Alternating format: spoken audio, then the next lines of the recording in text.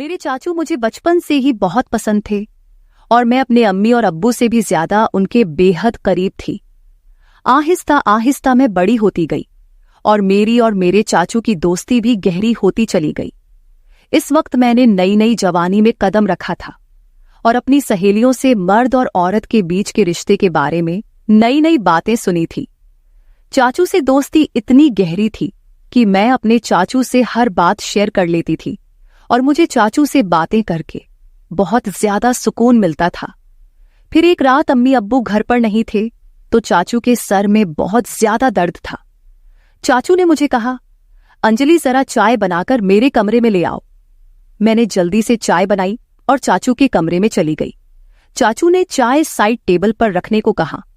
मैं चाय टेबल पर रखकर वापस जाने लगी थी कि चाचू ने मुझे पकड़ लिया और कहने लगे कि आज घर पर कोई भी नहीं है, तुम्हें अपने कमरे में डर लगेगा, इसलिए आज मेरे पास ही लेट जाओ। मैं तुम्हें एक वीडियो दिखाता हूं।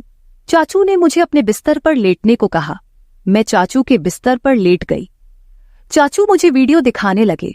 उस वीडियो को देखकर मेरी आंखें हैरत से फटी की फटी रह गई और फिर चाचू मुझे बोले, चलो हम दोनों भी मिलकर ऐसे ही।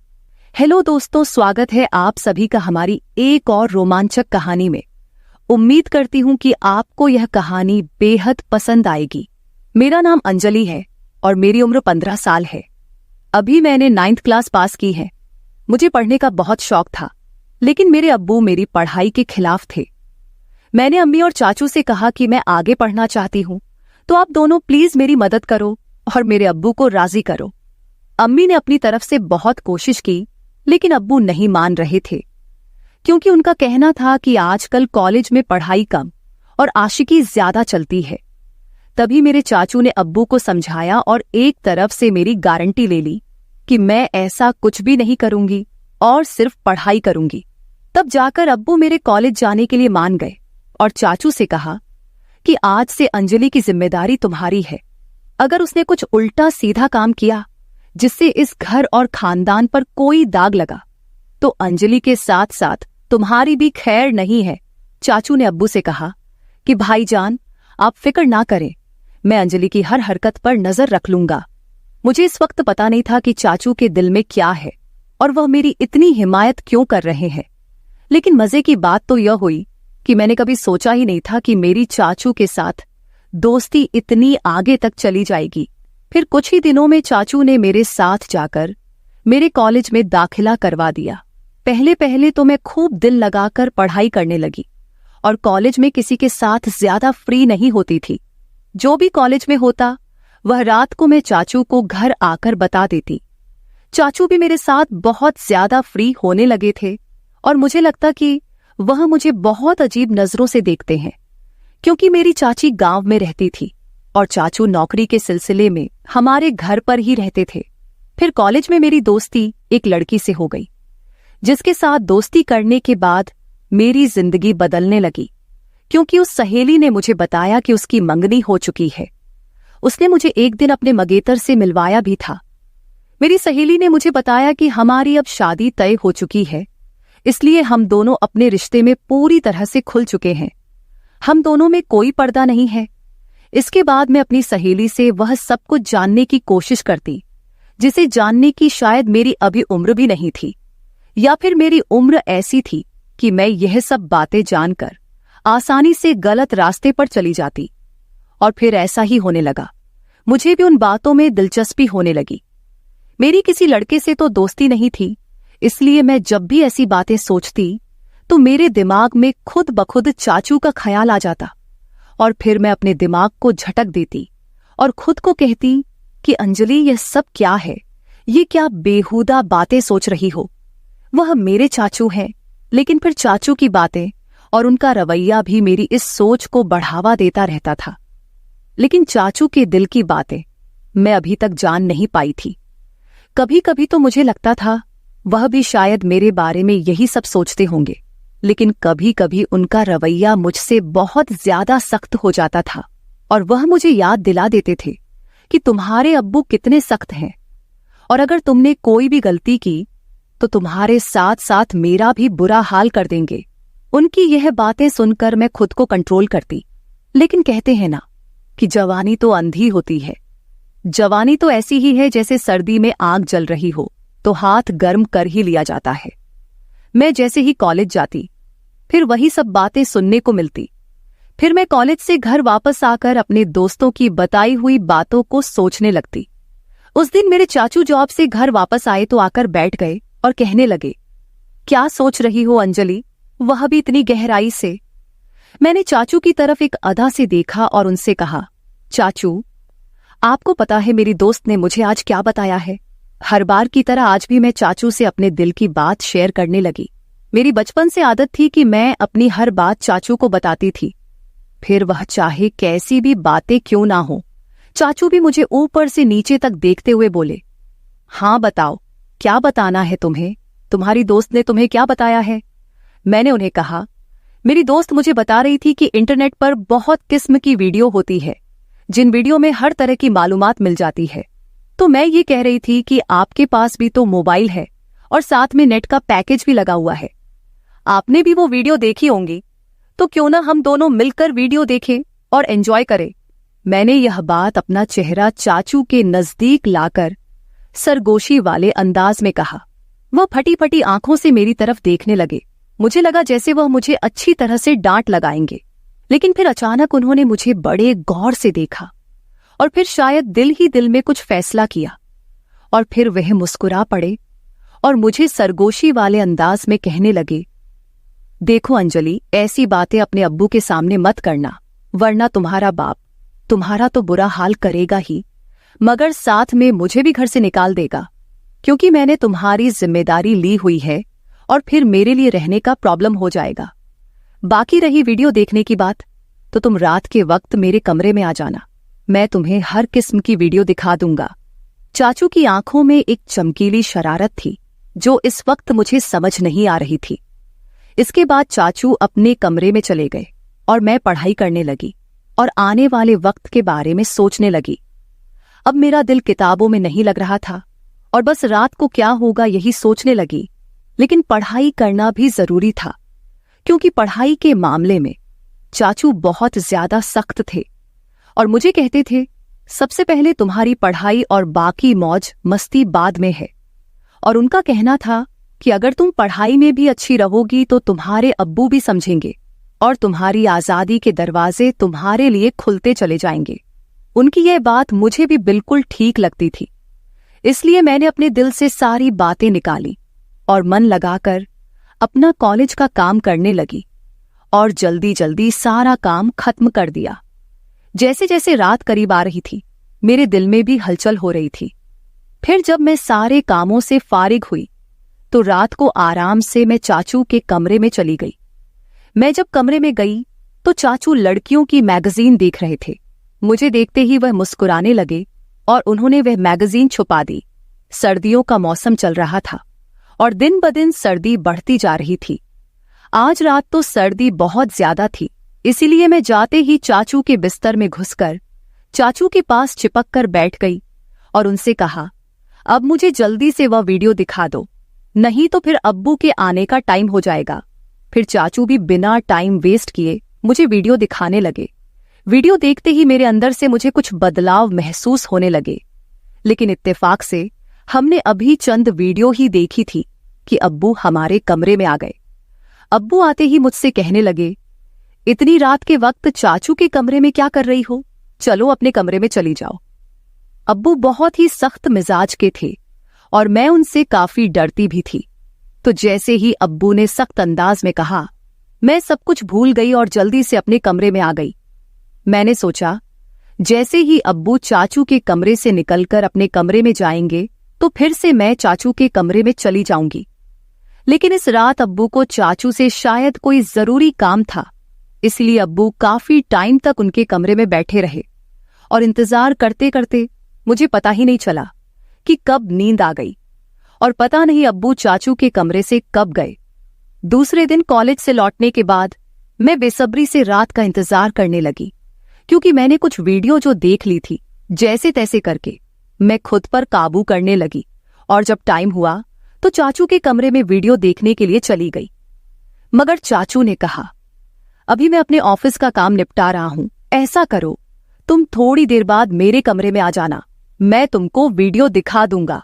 मैं तो सुबह से ही वीडियो देखने के लिए बेताब हो रही थी, तो चाचू पर थोड़ा गुस्सा करके बैठ गई। मेरे मोबाइल में नेट का पैकेज लगा हुआ था। तभी मेरे मोबाइल पर किसी नए नंबर से मैसेज आया। उसकी भेजी हुई तस्वीर देखकर मेरी आंखें फटी की फटी रह गई। मैं अभी तक उस तस्वीर को देख ही रही थी कि उस आदमी के मैसेज आने लगे। वह काफी रोमांटिक अंदाज में चैट कर रहा था। मैं तो पहले ही बेताब थी, तो मैं भी उसी अंदाज में जवाब देने लगी। फिर मुझे ख्याल आया कि यह बात मुझे चाचू को बतानी चाहिए। मैं फौरन चाचू के कमरे में आई, लेकिन उनके कमरे का दरवाजा बंद था।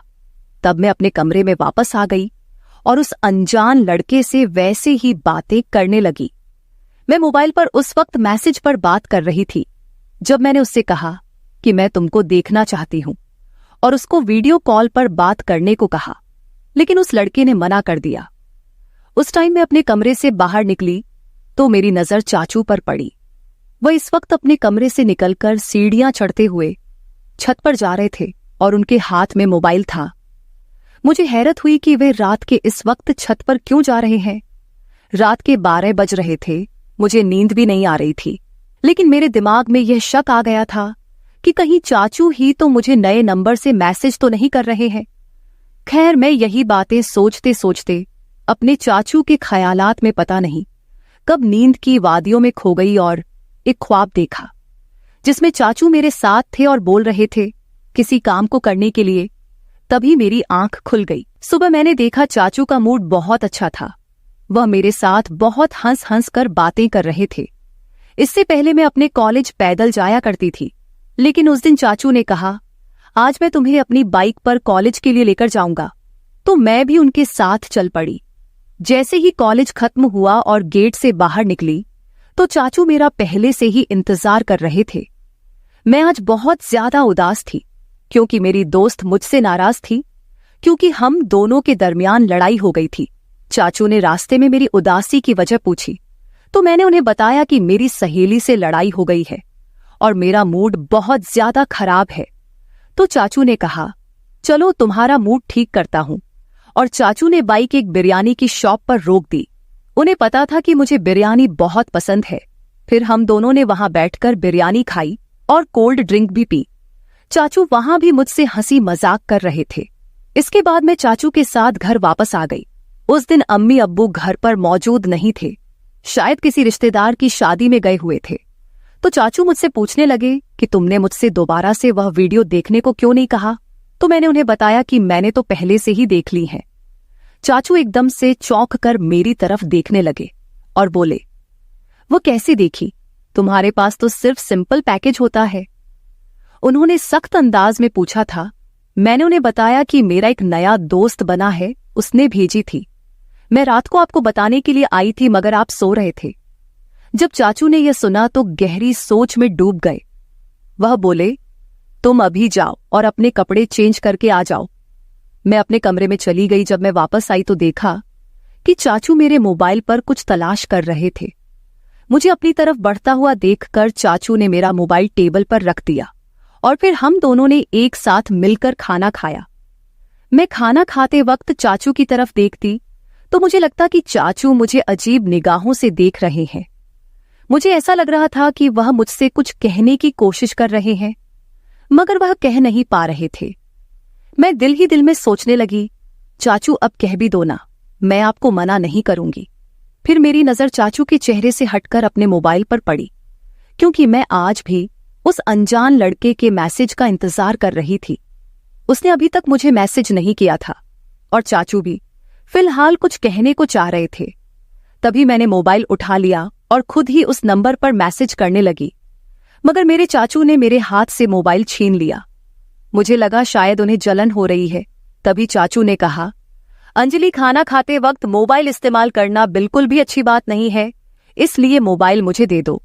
उन्होंने यह कहते हुए मेरा मोबाइल अपने पास ही रख लिया। मैंने जल्दी जल्दी खाना खत्म किया और चाचू से कहा, अब तो मेरा मोबाइल मुझे वापस कर दो। तब उन्होंने कहा, दे दूंगा।